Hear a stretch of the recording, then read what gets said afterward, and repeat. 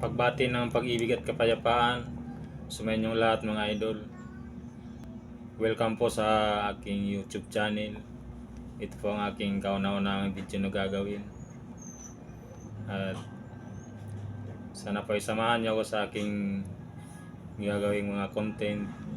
Ang aking pong gagawing video ay katulad pa rin sa aking mga nauna sa ibang social media platform katulad ng Facebook, ang pagbabasa po ng mga salita ng Diyos na nakasulat sa Biblia, sapagkat sa panahon po natin ngayon ang mga tao ay sobrang busy na sa kanilang mga paggawa, sa kanilang mga hanap buhay o sa mga trabaho nila, at halos wala na pong panahon para kapagbasa ng Biblia.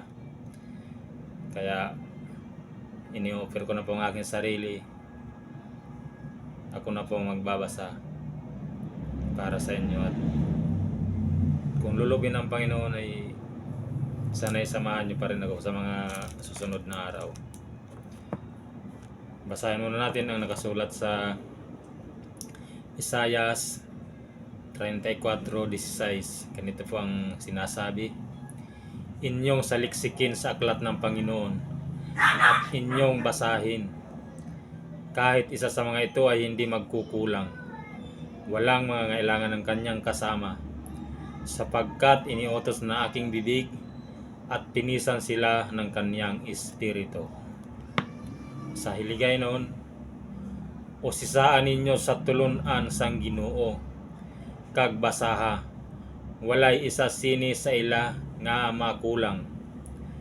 Wala gid sing mawad-an sang iya kaupod, kay ang baba sang Ginoo nagsugo sini, kag ang iya espiritu nagtipon sa ila.